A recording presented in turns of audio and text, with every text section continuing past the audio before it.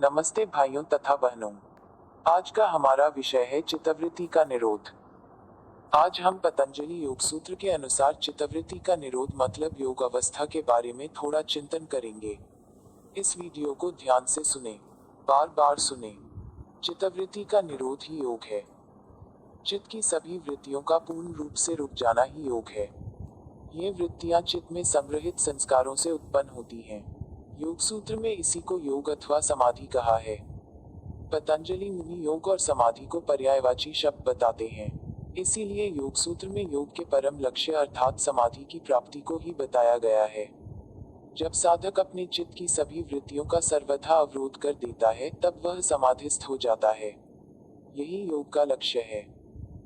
योग सूत्र में कहा गया है कि चित्त की सभी वृत्तियों या क्रियाकलापों का सर्वथा रुक जाना ही योग है। यह चित्त वृत्ति निरोध योग मतलब समाधि दो प्रकार की है। मतलब समाधि की दो अवस्थाएं हैं, एक संप्रज्ञात और दूसरा असंप्रज्ञात। एक संप्रज्ञात समाधि, जब चित्त में रजोगुण और तमोगुण का प्रभाव कम होता है और सत्वगुण की प्रधानता होती है, तब यह उसकी एकाग्र अवस्था होती है। इसी अवस्था को धर्मीग या संप्रज्ञात समाधि कहते हैं। दो असंप्रज्ञात समाधि। धर्मीग अथवा संप्रज्ञात समाधि को प्राप्त करने पर योगी को विवेकख्याति में भी दोष दिखाई देता है तो उसे उसमें भी वैराग्य हो जाता है। इसे पर वैराग्य कहते हैं। मतलब वैराग्य से भी उच्चतम वैराग्य अवस्था जो कि असंप्रज्ञात समाधि का साधन है, जिसको चित्त की निरुद्ध अवस्था कहते हैं। इसमें हमारा चित्त सभी प्रकार के संस्कारों से शून्य हो जाता है। तब उसमें किसी प्रकार की कोई गतिविधि या क्रियाकलाप नहीं होता है।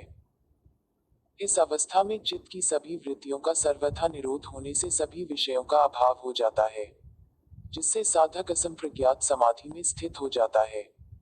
असंप्रज्ञात समाधि की प्राप्ति के बाद योगी की क्या अवस्था होती है?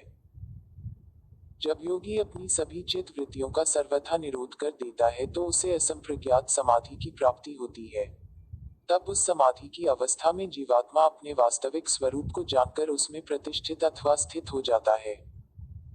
समाधि के प्रतिफल के रूप में उसे अपने वास्तविक सही स्वरूप स्थिति का ज्ञान हो जाता है।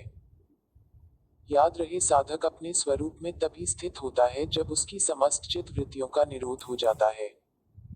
उदाहरण स्वरूप, जिस प्रकार तालाब के पानी की प्रकृति शांत होती है, परंतु तेज हवा के बहाव के कारण जल में अनेक तरंगे उठती रहती हैं, और हवा के रुकते ही वह तरंगे भी स्वयं ही समाप्त हो जाती है।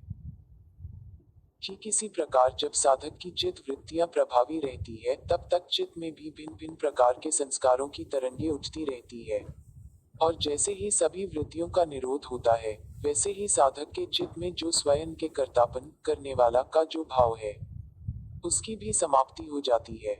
इस अवस्था में वह स्वयं को प्रकृति या अन्य पदार्थों से अलग समझने लगता है।